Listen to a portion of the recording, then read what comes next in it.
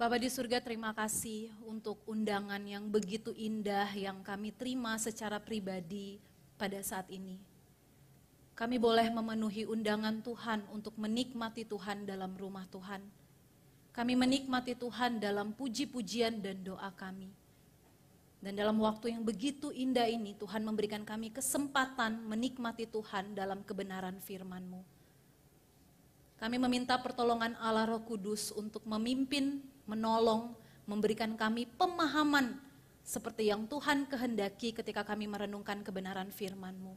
Hamba-Mu yang terbatas dan setiap kami yang akan mendengarkannya, biarlah kami pulang dengan pemahaman yang benar akan kebenaran firman Tuhan. Terima kasih Tuhan Yesus yang baik yang menjadi doa kami. Dalam nama Tuhan Yesus Kristus, Tuhan dan Juru Selamat kami yang hidup, kami berdoa. Amin. Silakan duduk jemaat sekalian. Selamat pagi dan shalom. Ya, kita bersyukur pagi ini kita kembali diberikan kesempatan oleh Tuhan untuk mendengarkan kebenaran firman Tuhan. Jemaat yang dikasihi Tuhan, hari ini kita akan merenungkan satu tema, bersyukur untuk gerejaku. Seberapa kita bersyukur untuk gereja kita? Dan mengapa kita tuh harus bersyukur untuk keberadaan gereja kita? Bapak Ibu Saudara sekalian, ada sebuah lukisan yang begitu cukup terkenal di daerah barat, lukisan Starry Night oleh Vincent van Gogh. Mungkin di antara kita ada yang pernah melihatnya. Bapak Ibu Saudara sekalian, lukisan ini terlihat sederhana ya, seperti sebuah lukisan biasa, pemandangan langit dan sepertinya altar kota atau mungkin desa di bawahnya yang begitu abstrak, tetapi ketika kita melihatnya sekilas, mungkin kita nggak akan menemukan makna yang terkandung di dalamnya yang dimaksudkan oleh pelukis di dalam lukisan ini. Kalau Bapak Ibu Saudara sekalian perhatikan, apakah Bapak Ibu Saudara sekalian bisa melihat apa sih perbedaan kontras dari lukisan ini? Atau mungkin ada yang berbeda atau hal yang cukup menarik untuk disorot dari lukisan ini? Bapak Ibu Saudara sekalian, lukisan ini menggambarkan tentang sebuah pemandangan dari jendela kamar Vincent, sang pelukis. Dia menggambarkan sebuah pemandangan dari jendela kamarnya, di mana dia menggambarkan ada langit, ada rumah-rumah, dan ada berbagai hal abstrak lainnya yang ada dalam lukisan ini. Bapak Ibu Saudara sekalian, ternyata lukisan ini memiliki makna yang cukup dalam. Jadi nggak cuma sembarang dilukis karena lagi gabut pelukisnya terus dia lukis, nah akhirnya jadilah hasil karya ini. Nah ternyata nggak demikian Bapak Ibu Saudara sekalian. Vincent melukis lukisannya ini dengan makna yang begitu dalam. Yang pertama kalau kita memperhatikan langitnya ya warna-warni, ada berbagai warna di sana dan di paling pojok sebelah kanan Bapak Ibu Saudara sekalian akan melihat sebuah gambar warna kuning yang begitu kontras dibandingkan dengan warna-warna yang lainnya. Bapak Ibu Saudara sekalian, gambar yang dipakai Vincent untuk langit secara khusus gambar orange yang ada di pojok ini menggambarkan tentang kehadiran Tuhan yang tidak terbatas. Ini ya salah satu kita coba ngulik sebentar. Kehadiran Tuhan yang tidak terbatas. Warna kuning menggambarkan bagaimana kasih Tuhan itu ada untuk semuanya yang ada di bawah langit tersebut. Kalau Bapak Ibu Saudara sekalian memperhatikan, mungkin googling terus di zoom gambar ini ya, ini lukisan Starry Night ini, Bapak Ibu Saudara sekalian akan menemukan setiap rumah yang ada di bawah seakan-akan ada garis kuning yang mendapatkan pantulan dari cahaya kuning yang ada di langit. Setiap rumah yang ada di belakangnya, yang di bawahnya, di bawah langit. Tetapi begitu menarik Bapak Ibu Saudara sekalian, dari sekian besar cahaya di langit, sekian banyak rumah, dan sekian banyak gambar yang ada di dalam mendukung lukisan ini, ternyata ada satu bagian dari lukisan ini yang tidak mendapatkan pantulan sinar kuning sang ilahi yang tadi. Yaitu sinar dari Tuhan. Bapak Ibu Saudara sekalian bisa melihat gambarnya yang spot bagian mana? Yang paling besar berada di depan. Bapak Ibu Saudara sekalian, yang paling besar ini tuh adalah gambar gereja. Gereja digambarkan sebuah bangunan tidak ada cahaya, gelap, seakan-akan gereja ini tidak menerima pantulan cahaya dari langit yang tadi. Cahaya dari Tuhan istilahnya. Bapak Ibu Saudara sekalian, ternyata dalam lukisan ini Vincent ingin menuangkan perasaannya tentang kekecewaan dan pergumulannya terhadap gereja. Gereja yang sebagaimana seharusnya memancarkan kasih terang Tuhan di tengah-tengah dunia, justru ternyata di gereja itulah terang Tuhan tidak bercahaya. Jadi ini adalah lukisan yang memiliki makna teologis yang begitu besar kalau kita tahu dan kita pahami makna yang ada di dalam lukisan ini.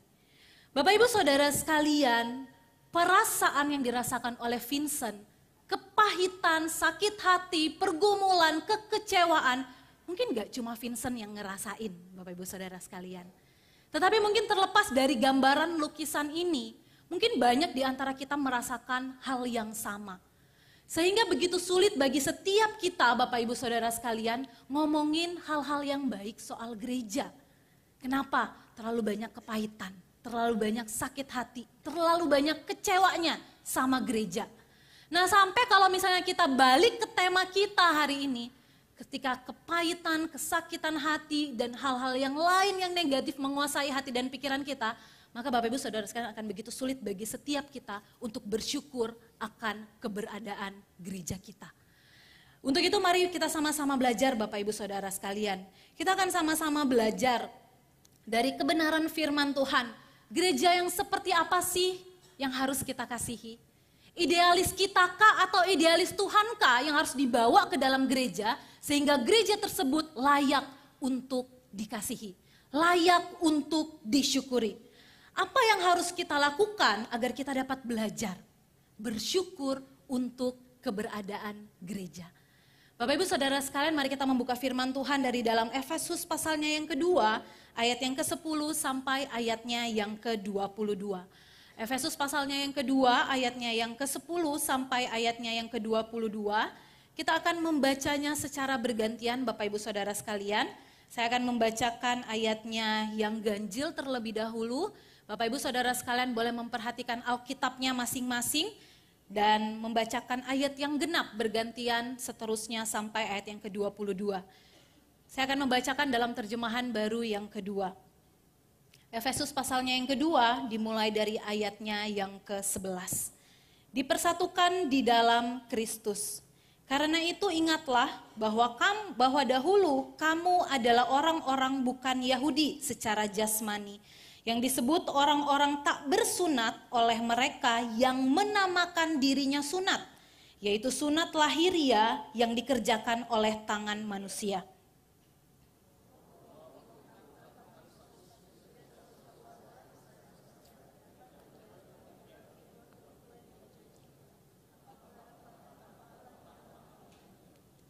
Tetapi sekarang di dalam Kristus Yesus kamu yang dahulu jauh sudah menjadi dekat oleh darah Kristus.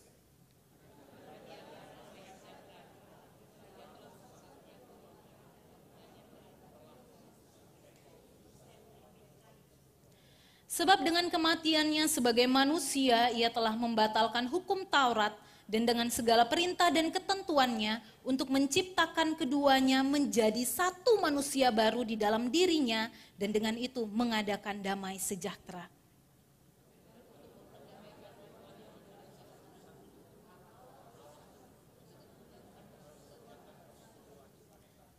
Ia datang dan memberitakan damai sejahtera kepada kamu yang jauh dan damai sejahtera kepada mereka yang dekat.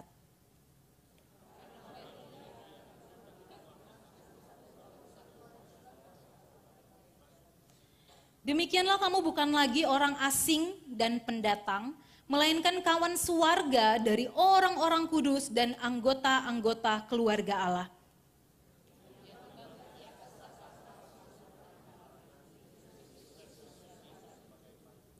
Di dalam Dia tumbuh seluruh bangunan rapi tersusun menjadi bait Allah yang kudus dalam Tuhan.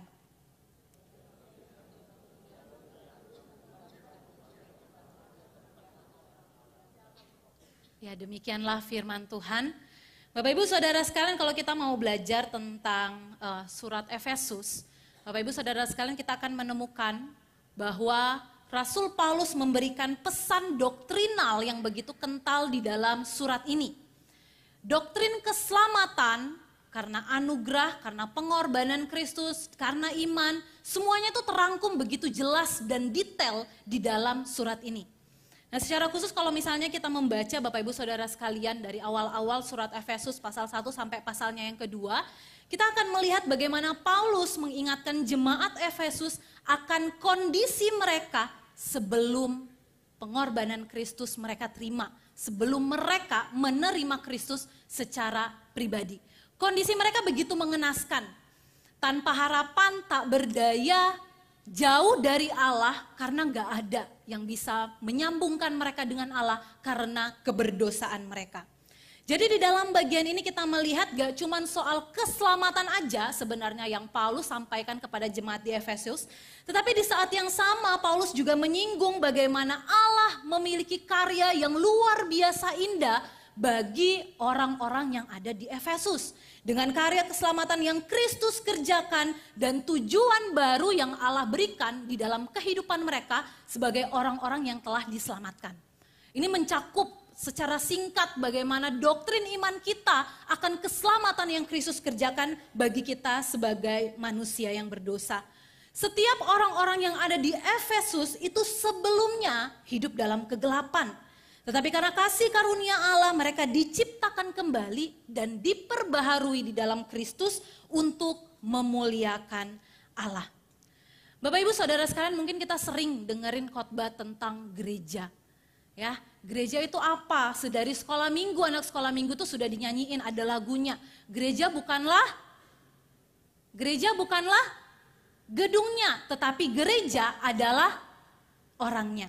Bapak Ibu Saudara sekalian, gereja itu bukanlah soal gedung. Gereja itu bukanlah soal fasilitas. Tetapi gereja itu adalah persekutuan orang-orang percaya yang dimana mereka dibangun di dalam satu tubuh, yaitu tubuh Kristus dan Kristus adalah kepalanya.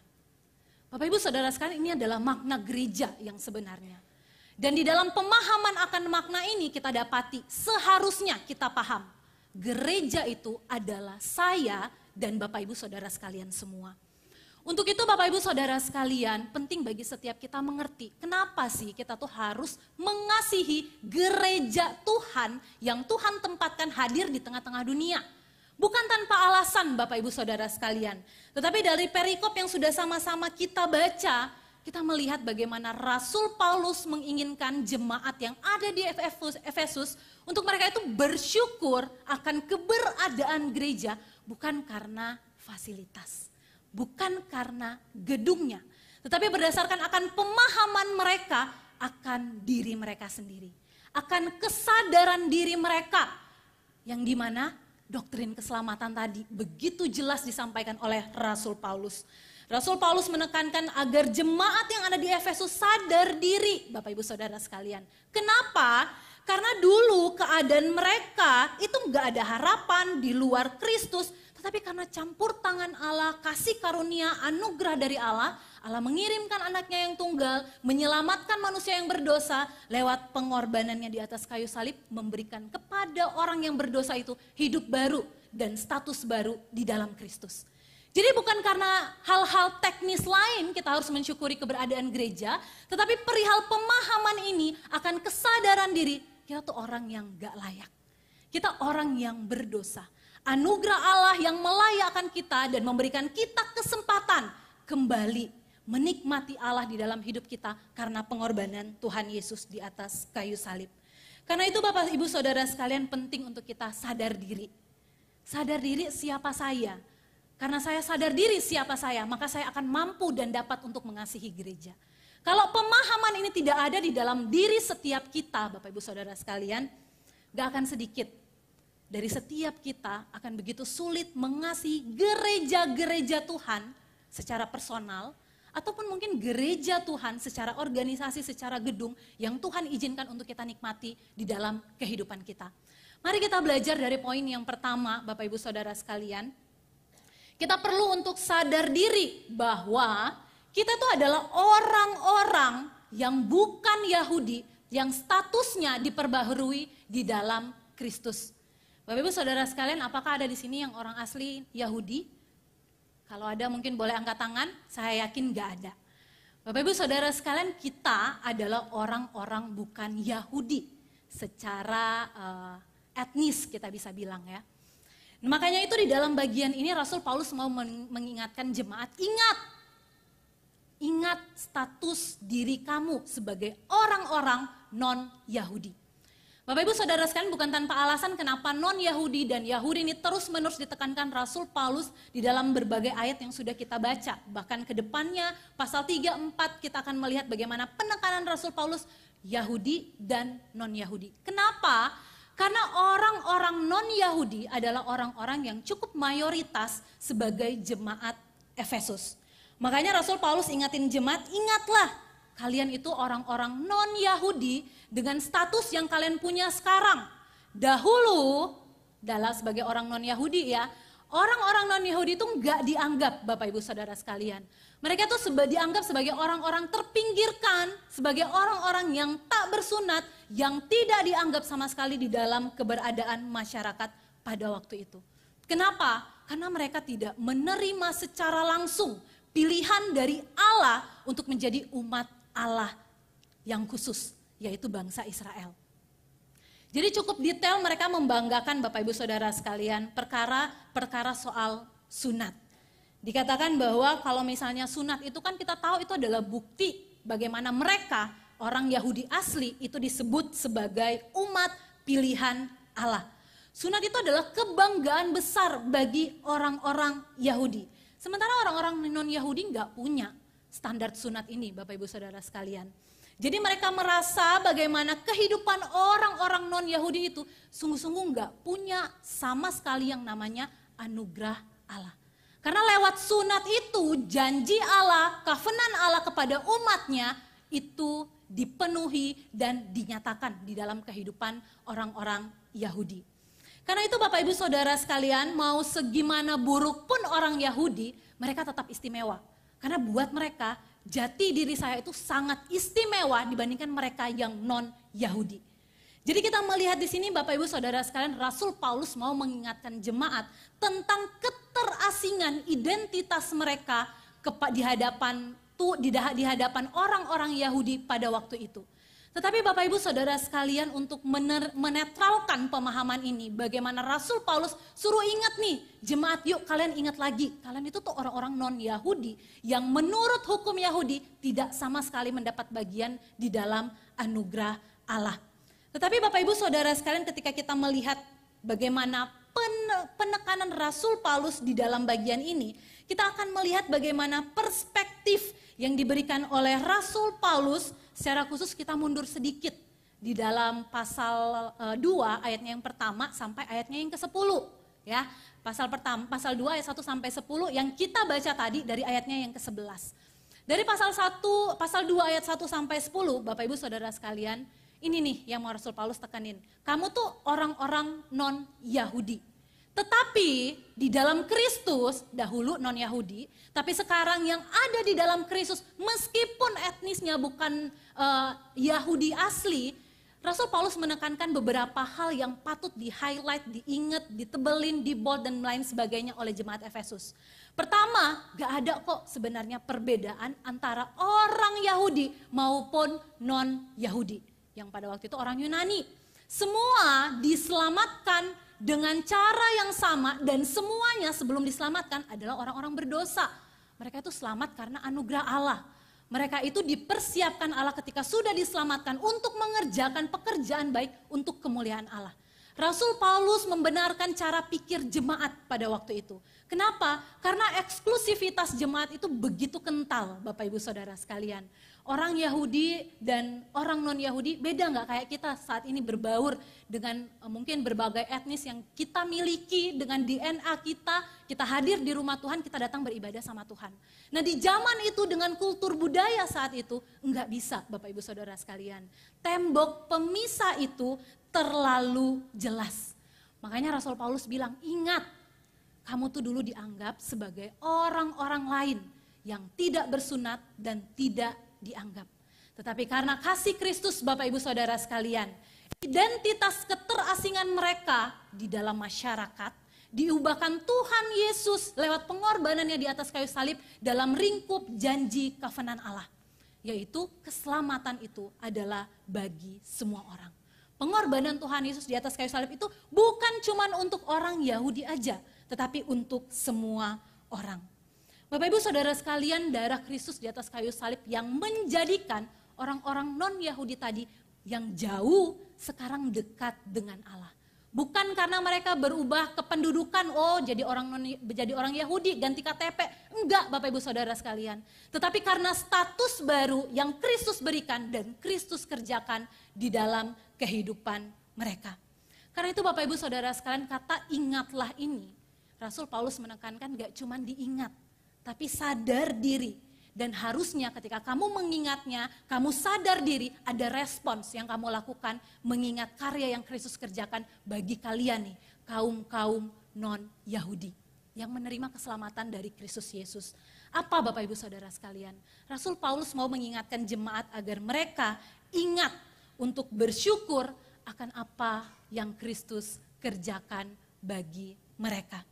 Kristus menjadikan mereka dekat yang sebelumnya begitu jauh dari hadapan Allah karena dosa. Bapak Ibu Saudara sekalian, orang-orang yang terasingkan tadi, orang-orang non-Yahudi tadi adalah setiap kita, bukan? Kita juga adalah orang-orang yang terasingkan di hadapan Allah karena keberdosaan kita. Tidak ada satupun di antara kita yang sempurna, yang dapat memenuhi apa yang Tuhan kehendaki untuk kita hidupi di dalam kehidupan kita sebagai anak-anak Tuhan. Tetapi berita anugerah yang sama, karena Kristus sudah mati, kita orang-orang non-Yahudi yang sama pun menerima janji anugerah dan keselamatan yang sama dari Tuhan Yesus. Seberapa kita bersyukur dan seberapa kita sadar diri akan status kita yang lama dan status kita yang baru yang diperbaharui di dalam Kristus. Selanjutnya Bapak Ibu Saudara sekalian, kita nggak cuma diminta sadar diri soal status kita yang lama dahulu non-Yahudi, tapi sekarang menerima anugerah Allah di dalam Kristus Yesus, tapi kita juga ingat bahwa kita nggak cuma disatuin lewat pengorbanan Tuhan Yesus, tapi kita disatukan secara utuh di dalam Kristus itu sendiri. Ayat 14 sampai ayatnya yang ke-18. Bapak Ibu Saudara sekalian, perseteruan antara orang Yahudi dan non-Yahudi di zaman itu erat banget hubungannya perihal Taurat, perihal firman Allah. Karena mereka merasa, orang-orang Yahudi, mereka merasa bahwa mereka itu lebih saleh, lebih istimewa karena mereka punya Taurat Tuhan secara langsung untuk mereka hidupi, mereka hafalin mati-matian pagi siang malam di dalam kehidupan mereka, dan status istimewa sebagai umat Allah, umat Israel itu mereka hidupi di dalam kehidupan mereka setiap hari. Tetapi Bapak Ibu Saudara sekalian, ternyata status sebagai umat pilihan yang Allah berikan kepada mereka, ternyata kalau kita lihat pun mereka gagal Bapak Ibu Saudara sekalian memenuhi kehidupan yang Taurat tuntut untuk mereka hidupi di dalam kehidupan mereka. Untuk itu bagaimana untuk meredakan perseteruan antara dua kelompok ini, Yahudi dan non-Yahudi? Rasul Paulus menekankan di dalam ayatnya yang ke-14 sampai ayatnya yang ke-18. Gak ada satupun yang bisa menetralkan konflik yang ada di jemaat pada waktu itu selain pengorbanan Tuhan Yesus. Selain apa yang Kristus kerjakan, itu gak ada yang satupun yang bisa menetralkan konflik ini, Bapak Ibu Saudara sekalian. Mau dimenangin dari posisi mana, orang Yahudi tetap orang berdosa. Mau dimenangi dari bagian mana, non-Yahudi pun tetap sama adalah orang yang berdosa. Tapi ketika menerima anugerah Allah, status mereka sama rata. Mereka dibenarkan, mereka diperbaharui, tembok yang tadi jadi pemisah, akhirnya sama rata di hadapan Tuhan.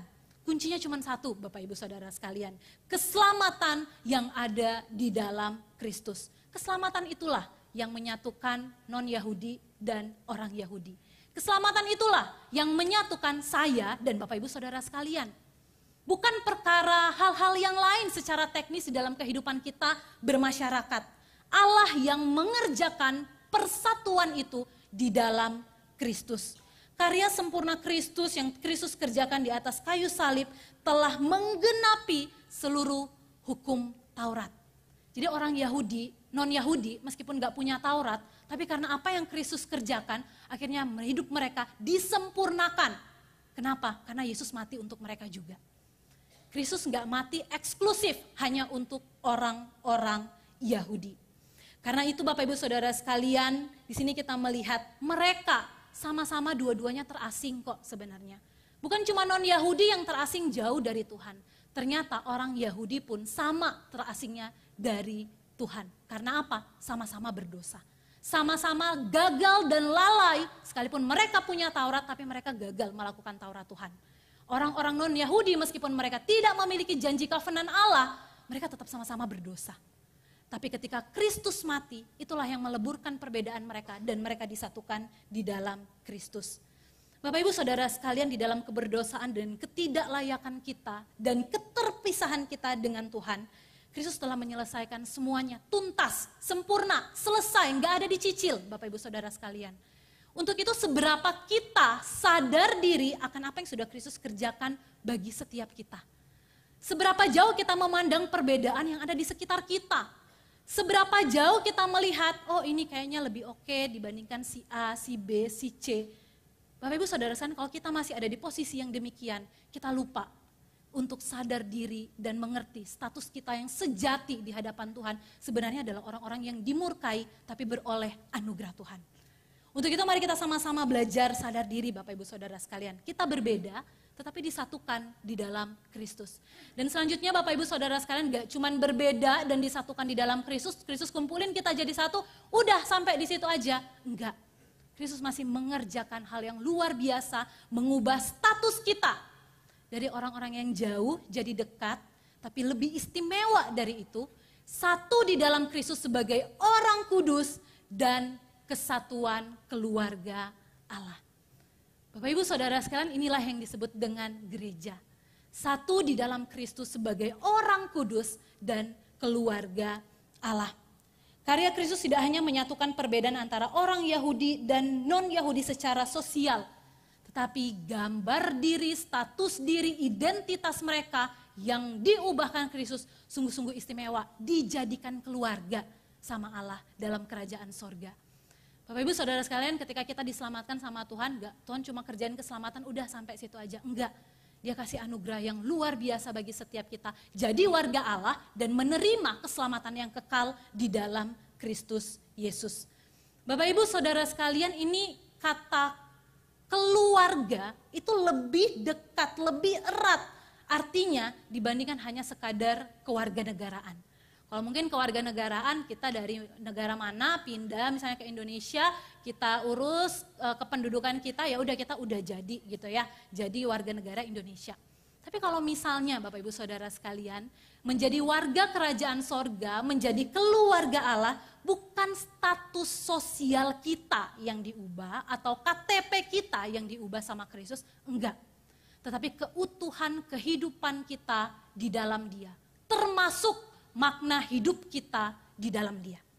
Jadi enggak cuma dibenarkan sebagai orang yang benar, tapi makna hidup kita pun Tuhan ubahkan, Tuhan jadikan sebagai orang-orang kudus dan keluarga kerajaan Allah.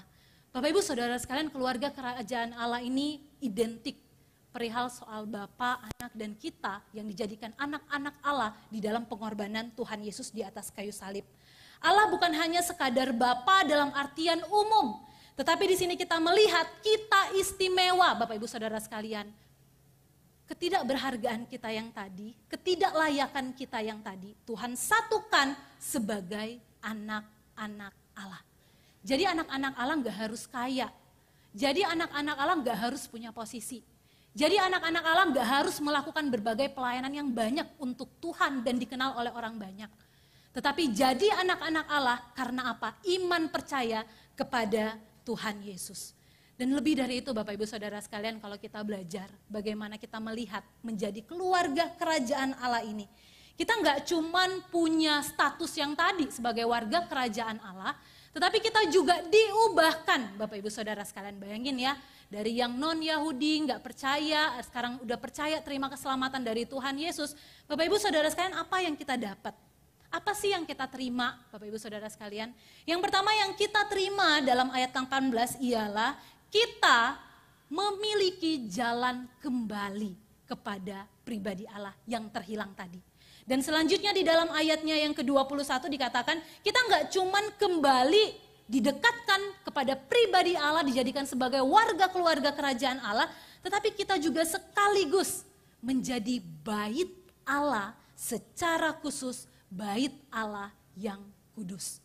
Bapak Ibu Saudara sekalian, sampai di bait Allah yang kudus dulu, itu sudah sangat istimewa untuk kita terima. Mengingat kita nggak bisa ngelakuin apa-apa untuk membayar apa, atau mungkin menebus apa yang sudah Kristus kerjakan bagi setiap kita, bukan? Jadi ketika Allah mengubah status kita menjadi orang-orang kudus, menjadi bait Allah yang kudus, Tuhan juga memberikan kita dan hidup kita sebagai tempat kediaman Allah itu sendiri. Bapak Ibu Saudara sekalian, bait Allah yang kudus adalah saya dan Bapak Ibu Saudara sekalian. Kitalah orang terasing itu. Kitalah orang-orang yang menerima anugerah Allah itu. Kitalah orang-orang yang dipercayakan untuk menjadi bait Allah yang kudus di tengah-tengah dunia yang kotor. Dan kitalah Bapak Ibu Saudara sekalian, manusia yang disebut sebagai gereja. Kitalah secara personal yang disebutkan sebagai gereja. Gereja yang fondasinya adalah firman Allah, batu penjurunya sudah pasti dan jelas dan tidak ada yang lain selain Kristus Yesus, dan setiap kita menjadi bagian dari gereja Allah tersebut. Bapak Ibu Saudara sekalian, berapa dari kita kalau misalnya ditanya kira-kira gereja itu apa aja fondasi yang mungkin bisa mendukung keberadaan gereja? Gak sedikit secara logika kita sebagai masyarakat sosial kita akan mikir, oh kalau ada gereja tentunya harus ada duit, harus ada jumlah jemaat yang cukup, harus ada fasilitas yang menyenangkan jemaat gitu ya. Bapak Ibu Saudara sekalian, kalau kita masih punya mindset yang demikian, tolong dibenerin lewat kebenaran firman Tuhan hari ini.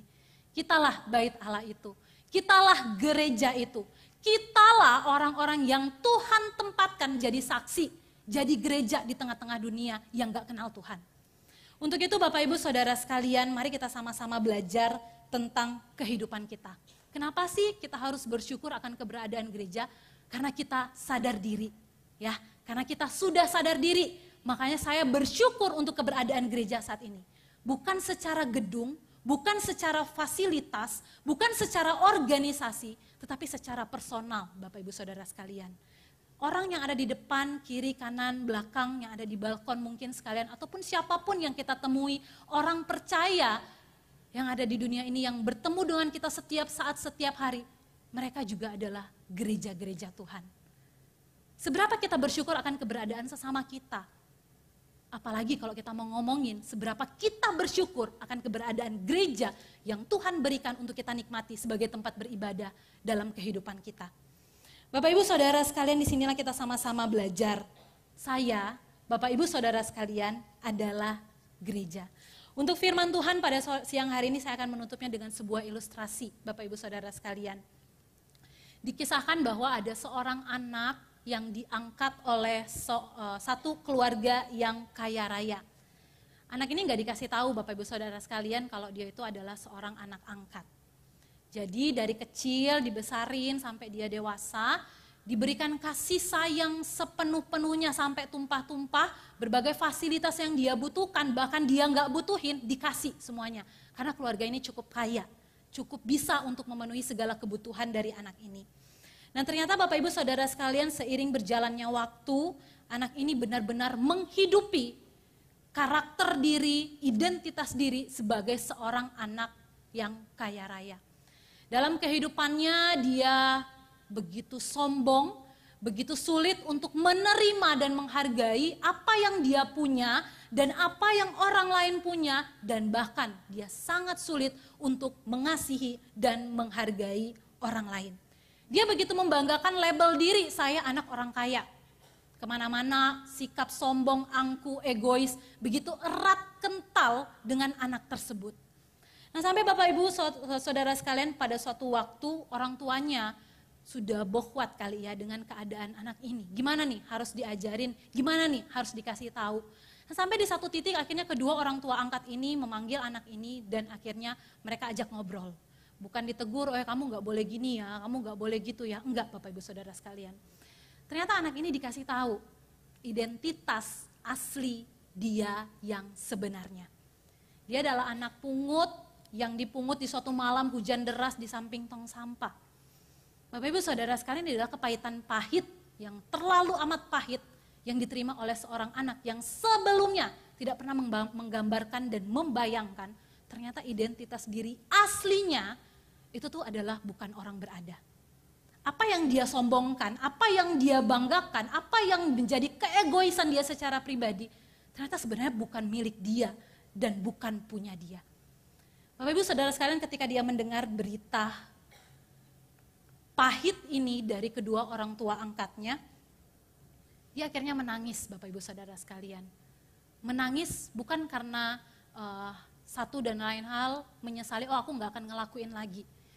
Tetapi ternyata dia menangis karena rasa malu yang dia punya bahwa selama ini dia itu membanggakan, menyombongkan berbagai hal yang sebenarnya itu tuh terlalu istimewa untuk dia terima karena seharusnya dia adalah anak yang mungkin gak berharga, gak tahu bahkan orang tuanya di mana, yang sampai-sampai mungkin karena gak dikasih makanya dia dibuang sama keluarganya. Bapak Ibu Saudara sekalian, dia malu akan keberadaan dirinya saat itu. Ketika dia tahu status dia yang sebenarnya. Sebelum dia tahu status dirinya, dia malu? Enggak. Egois, sombong, sesuka hati. Tapi ketika dia tahu status aslinya, dia malu dan menangis. Bapak Ibu Saudara sekalian, anak yang tadi adalah gambaran diri setiap kita. Seharusnya ketika kita tahu status diri kita yang sebelumnya dan sudah dibenarkan oleh Tuhan, seharusnya ada rasa malu di dalam diri kita akan hidup lama kita sebelum dibenarkan Kristus. Dan kita menangisi keberdosaan kita dan ada respons yang kita lakukan, yaitu mensyukuri apa yang sudah kita terima di tengah-tengah ketidaklayakan yang Tuhan berikan untuk kita nikmati. Masa lalu setiap kita, saya dan Bapak Ibu Saudara sekalian adalah ketidaklayakan, adalah ketidakberhargaan. Masa lalu kita sebelum kita menerima keselamatan dari Kristus adalah orang-orang yang tidak dianggap tadi. Adalah orang-orang non-Yahudi tadi yang dalam masyarakat pun itu tidak dianggap. Tetapi di dalam Kristus, Kristus merobohkan seluruh tembok dari suku, dari etnis, bahasa, budaya. Untuk apa? Menyatukan setiap kita di dalam Dia. Bapak Ibu Saudara sekalian, seberapa kita sadar diri? Kehidupan kita saat ini masih seperti anak yang tadikah? Ataukah sesudah dia menerima berita itu, kehidupan kita sama seperti dia yang menangis dan malu akan apa yang sudah dia lakukan? Bapak Ibu Saudara sekalian, keberadaan gereja itu harus disyukuri karena gereja itu mahal adanya. Mahal banget harganya. Kenapa? Karena butuh 1M, 2M, 3M untuk ngebangun gereja. Untuk fasilitas yang kita nikmati sekarang pun bukan 10.000, 20.000 Bapak Ibu Saudara sekalian biayanya. Tetapi yang dimaksudkan gereja itu mahal bukan karena duitnya. Bukan karena fasilitasnya. Tetapi gereja itu mahal karena dari gerejalah kita dapat melihat apa yang sudah Tuhan kerjakan bagi dunia dan secara pribadi bagi kita yang berdosa. Itu yang membuat gereja begitu mahal adanya Bapak Ibu Saudara sekalian. Tanpa karya Kristus di atas kayu salib gak akan ada yang namanya gereja. Tanpa pengorbanan Tuhan Yesus di atas kayu salib gak ada kita disebut sebagai bait Allah. Gak ada kita menerima status istimewa dari Allah. Orang yang sudah terasing tidak layak dibuang, tapi kita berbalik. Kita menerima hal yang luar biasa istimewa, bahkan lebih dari apa yang bisa kita bayangkan, kita terima dari dalam Yesus. Gereja adalah soal apa yang sudah Tuhan kerjakan, bukan apa yang kita lakukan. Tuhan memberi kita karunia dan energi untuk melayani Dia, Bapak Ibu Saudara sekalian. Melayani gereja Tuhan, bukan untuk egois, sombong, menyombongkan diri kita secara pribadi. Karena itu Bapak Ibu Saudara sekalian penting untuk kita mengingat apa yang dituliskan di dalam 1 Petrus 2 ayat 9 sampai ayatnya yang ke-10. 1 Petrus 2 ayat 9 sampai ayatnya yang ke-10 berkata, namun kamulah bangsa yang terpilih, imamat yang rajani, bangsa yang kudus dan umat Allah sendiri, supaya kamu memberitakan perbuatan-perbuatan yang besar dari Dia yang telah memanggil kamu keluar dari kegelapan kepada terangnya yang ajaib. Kamu yang dahulu bukan umat Allah, tetapi sekarang telah menjadi umatnya. Kamu yang dahulu tidak dikasihani, tetapi sekarang beroleh belas kasihan. Kitalah gambaran ayat ini, Bapak Ibu Saudara sekalian. Untuk itu kalau misalnya sekarang ditanyain kepada setiap kita, aku bersyukur untuk gerejaku. Sudahkah kita bersyukur untuk gereja? Sudahkah kita bersyukur untuk orang-orang yang ada di sekitar kita yang Tuhan kirimkan sebagai sesama kita? Sudahkah kita bersyukur untuk keberadaan fasilitas gereja secara gedung yang Tuhan berikan bagi kita? Di dalam gereja itulah Bapak Ibu Saudara sekalian, suku, warna, kelas ekonomi, pendidikan, jabatan, perbedaan-perbedaan yang lainnya, semuanya dipukul rata sama Tuhan Yesus. Jadi kalau misalnya sekarang kita masih ngelihat perbedaan di dalam gereja, kita harus mengkoreksi diri kita dan mungkin kita juga harus mengkoreksi apa yang ada di depan mata kita. Sesuaikah dengan kebenaran firman Tuhan atau justru ternyata kita nggak sadar diri dengan status kita yang tadi. Kita sama-sama belajar, gereja itu adalah berkat Tuhan. Jangan sampai kita masih merasa, oh saya sudah kok mengasihi gereja, saya sudah kasih persembahan, saya sudah melayani Tuhan, saya sudah berusaha. Tapi Bapak Ibu Saudara sekalian, dari hati kita yang terdalam, kita masih sering banget komplain sama gereja. Kita masih nggak serak ini itu soal pelayanan. Bapak Ibu Saudara sekalian, tugas kita sebagai gereja yang Tuhan tempatkan di tengah-tengah dunia bukan menjadi pengkritik, tetapi sebagai pekerja mengerjakan hal-hal baik untuk kemuliaan Allah termasuk di dalam gereja. Jadi kita sama-sama belajar, saya belajar dan Bapak Ibu Saudara sekalian juga belajar. Keberadaan gereja itu gak akan pernah ada yang sempurna. Sesama kita gak akan pernah ada yang sempurna. Organisasi di dalam gereja pun gak akan pernah ada yang sempurna. Tetapi di dalam ketidaksempurnaan kita ingat, kita yang dahulu bukan umat Allah sekarang istimewa menerima janji keselamatan dan hidup pengharapan di dalam kemuliaan yang Allah berikan. Kita yang dulu gak dikasihani sekarang beroleh belas kasihan. Karena itu kerjakan anugerah yang sudah kita terima dari Tuhan Yesus untuk apa? Untuk kemuliaan nama Allah lewat gereja kita. Lewat diri kita, lewat hidup kita, lewat perkataan kita, lewat perbuatan kita. Jadi jangan sampai punya pemikiran, oh yang harusnya sibuk dengan urusan gereja, sibuk organisasi gereja, hamba Tuhan, majelis gitu ya. Enggak Bapak Ibu Saudara sekalian, sebagai kesatuan umat Allah yang disatukan di dalam Kristus, itu adalah tanggung jawab kita bersama. Tanggung jawab memperhatikan sesama kita bukan tanggung jawab pemerhati, bidang pemerhati enggak, tapi tanggung jawab setiap kita bersama. Mari kita belajar mengasihi dan bersyukur. Gereja Tuhan secara personal, diri kita dan sesama kita, dan juga gereja Tuhan yang Tuhan izinkan untuk kita nikmati seperti saat ini. Biarlah keberadaan kita dapat menjadi saksi, dapat menjadi berkat bagi kemuliaan Tuhan di tengah-tengah dunia ini. Mari kita sama-sama berdoa. Bapa di surga, ajarlah kami untuk bersyukur akan keberadaan gereja. Bukan karena fasilitas yang kami terima, tapi seutuhnya karena kami sadar diri. Kami mengingat, kami tahu dan kami paham dengan benar apa yang sudah Engkau kerjakan di dalam anak-Mu Tuhan Yesus Kristus lewat pengorbanannya di atas kayu salib. Kami yang dahulu jauh Tuhan jadikan dekat, bahkan tidak hanya dekat, tapi lebih dari itu. Kami begitu istimewa sebagai warga kerajaan Allah. Kami Tuhan pilih untuk dapat menjadi saksi bagi dunia yang cemar karena dosa. Kami memohon ampun ya Tuhan jikalau selama ini di dalam pemahaman kami, gereja itu hanyalah soal dana, biaya, fasilitas, pelayanan, dan lain sebagainya. Kami lupa diri kami seutuhnya adalah bait Allah yang kudus, adalah gereja itu sendiri, sehingga sebenarnya seharusnya lewat hidup kami nama Tuhan dipermuliakan. Tolong kami ya Tuhan agar firman Tuhan yang kami dengar dan kami renungkan tidak berlalu dengan sia-sia, tetapi dapat kami praktekkan di dalam kehidupan kami untuk menyenangkan hati Tuhan dan untuk memuliakan nama Tuhan sebagai bentuk iman kami percaya kepadamu. Di dalam nama Tuhan Yesus Kristus Tuhan dan Juru Selamat kami yang hidup kami berdoa. Amin.